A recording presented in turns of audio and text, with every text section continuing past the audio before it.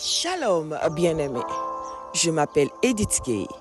Bienvenue sur cette plateforme Le Réveil des Héroïnes, ministère de restauration et de restitution de la femme et de la jeune fille. Que l'Éternel te garde, qu'il te bénisse, qu'il te localise et que le Saint-Esprit te fasse du bien. Nous poursuivons notre thème que nous allons achever durant cette semaine qui est réactive ta capacité de dominer sur les situations.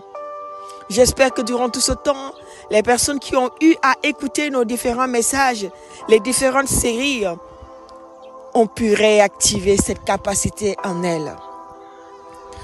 Pour clôturer ce thème aujourd'hui, nous allons partager sur un sous-thème qui est « Fais triompher ta foi ». Bien-aimés, tout ce qu'on a dit a un appui. Tout ce qu'on a dit trouve sa force quelque part. Tous les points qu'on a partagés, touchés, trouvent leur force quelque part. Et ce quelque part, c'est la foi. Mais pas n'importe quelle foi. La foi peut être très vague. Mais la foi précisément dont nous parlons, c'est la foi en Dieu. La foi en Christ, notre Seigneur et Sauveur. Et la foi en ce qu'il est capable de faire, en ce qu'il a fait et en ses promesses. Cette foi fait triompher l'Église. Cette foi fait triompher les enfants de Dieu. Bien-aimés, la parole de Dieu va nous dire dans 1 Jean 5, verset 4, « Parce que tout ce qui est né de Dieu triomphe du monde. Et la victoire qui triomphe du monde, c'est notre foi. » Parce que tout ce qui est né du Dieu triomphe du monde. Et la victoire qui triomphe du monde, c'est notre foi. Écoute bien ceci, la parole te dit aujourd'hui que tout ce qui est né de Dieu triomphe du monde. Tout ce qui est né de Dieu triomphe du monde. Qui est né de Dieu? Lisons la parole de Dieu dans Jean 1, chapitre 1er. La parole va nous parler de la nouvelle naissance. La parole va nous parler du pouvoir de devenir enfant de Dieu. La parole va nous parler de comment on devient un enfant de Dieu. Nous qui avons reçu gracieusement le salut par notre foi, nous devenons enfants de Dieu, nés de l'esprit et non de la chair. Et si nous sommes nés de Dieu, nous triomphons du monde. À une seule condition, par la foi. Il dit, la victoire qui triomphe du monde, c'est notre foi. Bien-aimés, hier nous avons partagé sur la sainte colère. Tu sais, ça ne sert à rien que tu te lèves, tu te bagarres dans la prière comme une guerrière. Tu te lèves, tu te bagarres dans la prière. Oui, tu te lèves, tu chasses le diable. Tu te lèves, comme contre les démons. Tu te lèves contre les situations injustes. Tu te lèves pour intercéder. Tu te lèves pour ta nation. Tu te lèves pour ta famille, ton mari, tes enfants. Tu te lèves pour ton mariage. Tu déclares des choses puissantes. Tu déclares des paroles puissantes. Tu parles quand on t'entend, on dit voici la lionne. Mais voici que une toute petite situation se lève et tu deviens comme un ballon qui perd son air. Tu te dégonfles. Tu te dégonfles. Tu te dégonfles. Une toute petite situation, oui, qui a été mécanisée par le diable, se lève, surgit. Et qu'est-ce que tu fais? Qu'est-ce que tu fais? Tu perds tes moyens. Tu perds tes moyens. Tu perds tes moyens. Vous savez, la foi est quelque chose qui demande d'aller jusqu'au bout. Qui après avoir prié, tu vois que la situation est là et te regarde.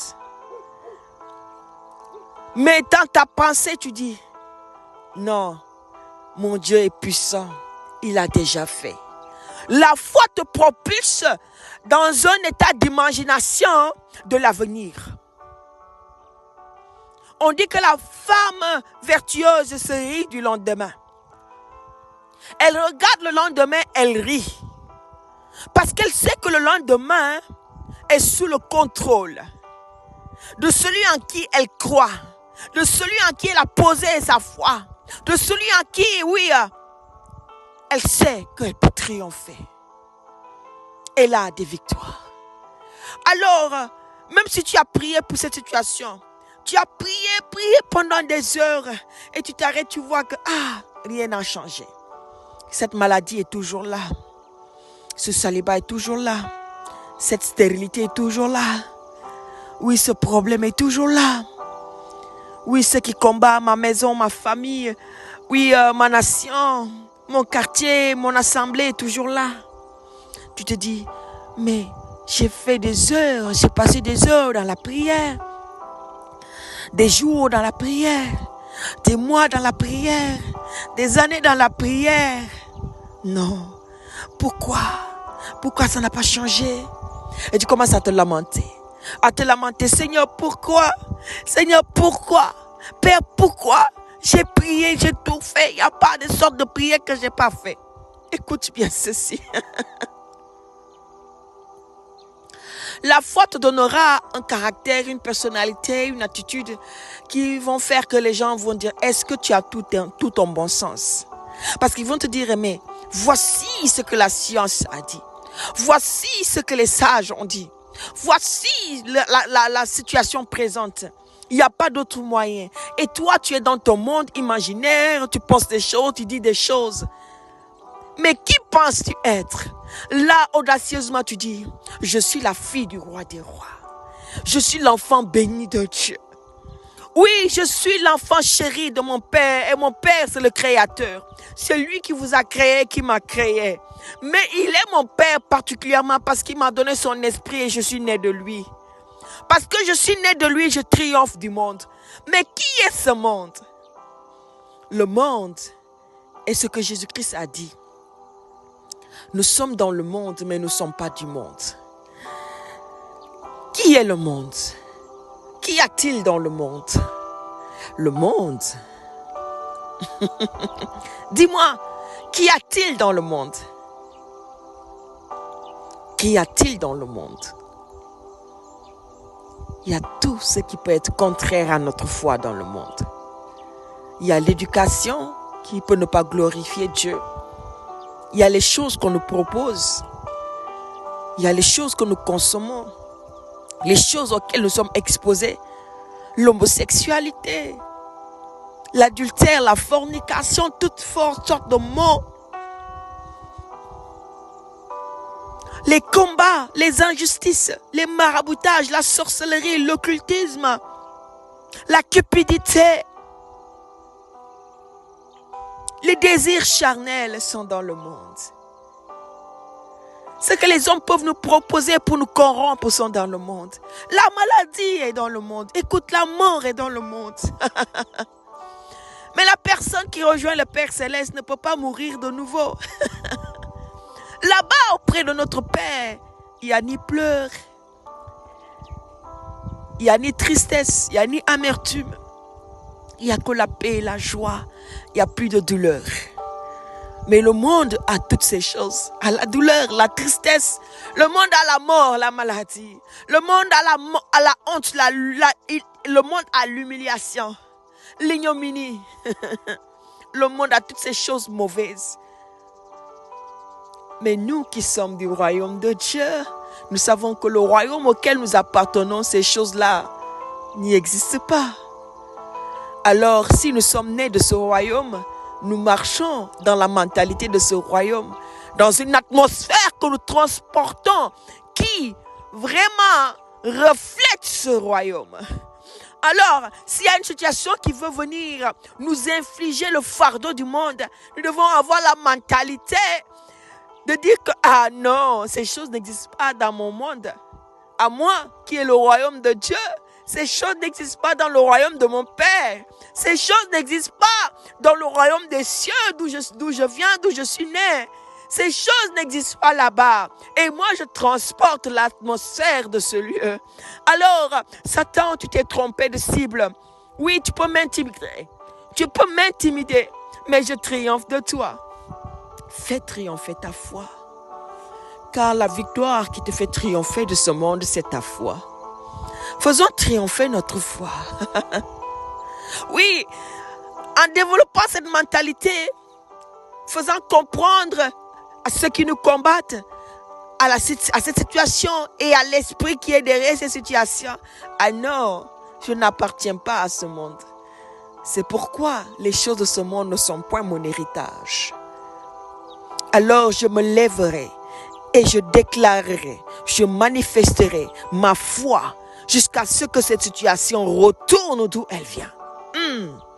Retourne d'où elle vient, de son lieu de provenance. Parce que moi, mon lieu de provenance, c'est le ciel. Mon lieu de provenance, c'est le royaume de Dieu. Et l'atmosphère qui m'entoure et que je travaille, dans laquelle je vis, c'est le royaume de Dieu. Écoute bien ceci. C'est une question de mentalité. Les gens peuvent te voir affaibli, malade, manquant d'argent, mais les gens ne voient pas quelque chose qui est en toi. Cette colère qui est sainte, cette révolution qui est en toi, qui t'habite, cette foi qui peut transporter des montagnes, cette foi qui peut déplacer des montagnes, cette foi qui peut te faire triompher.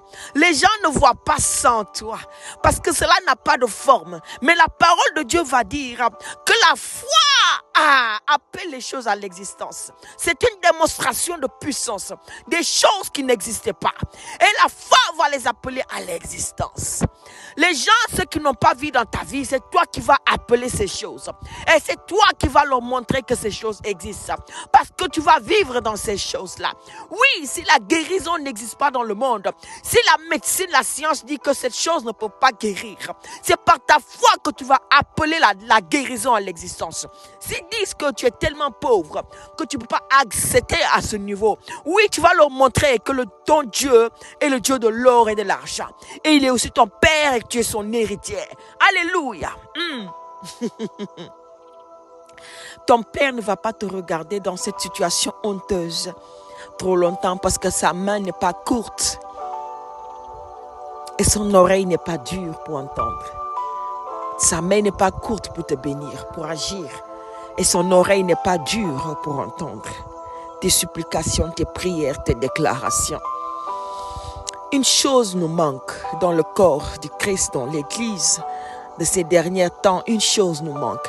C'est que le diable a développé beaucoup de stratégies.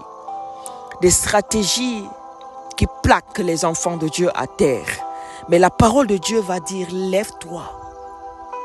Lève-toi. Lève-toi. Sois éclairé car ta lumière arrive. Ta lumière arrive. La parole de Dieu te demande de marcher dans la lumière, même si tu es à terre. Tu n'as pas le droit de demeurer à terre. Le diable a développé des stratégies pour nous déconcentrer, pour, oui, nous amener dans la distraction, pour nous décourager, pour faire taire notre foi. Et nous allons dire, on a tout essayé, on a tout fait, mais rien n'a marché.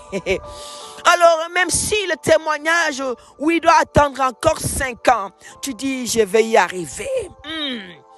Même si, oui, la maturité de ma foi est en train de se développer, n'est pas encore arrivée à son terme. La parole de Dieu dit que si nous avons une foi comme une graine de sénévé, une toute petite graine de sénévé, nous pouvons faire de grandes choses. Même si ta foi est petite, tu peux accomplir de grandes choses. L'essentiel est que tu aies la foi. Mais ne te contente pas seulement d'une petite foi. Développe ta foi et deviens un ouragan. Ne sois pas un simple vent qui effleure les situations, mais sois un ouragan qui ravage les situations. Aujourd'hui, je viens te communiquer quelque chose de puissant. Je viens te communiquer une attitude, un état de cœur. Et là où tu es, prépare-toi à recevoir. Reçois un nouveau cœur au nom de Jésus-Christ de Nazareth. Aujourd'hui, je viens te communiquer quelque chose que tu vas recevoir. Oui, que tu ne vis plus dans la crainte, dans la peur, dans les plaintes. Oui, dans les plaintes, tu ne vas plus vivre dans cette situation. Parce que tu n'es pas un simple vent. Tu n'es pas un simple vent. La parole de Dieu dit que nous qui sommes nés de Dieu, nous sommes comparés à un vent. Oui, le vent souffle, on ne sait d'où il vient et où il va. Mais toi, tu n'es pas un simple vent qui effleure les situations. Tu es un ouragan qui ravage, qui déracine. Oui, les situations endurcies. Sache que tu es un ouragan qui déracine, qui ravage. Oui, les situations endurcies.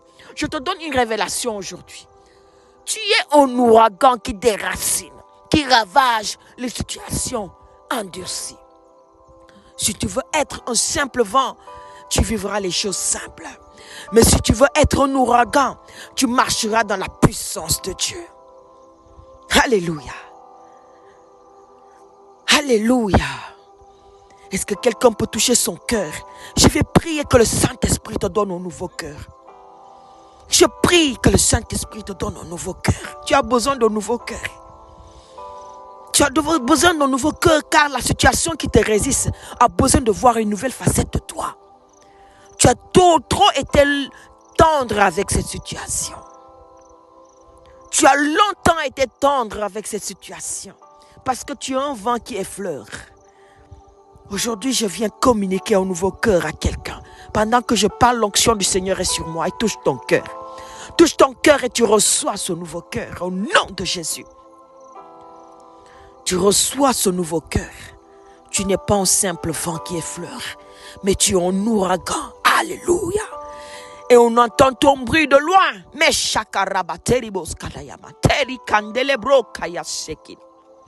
au nom de Jésus.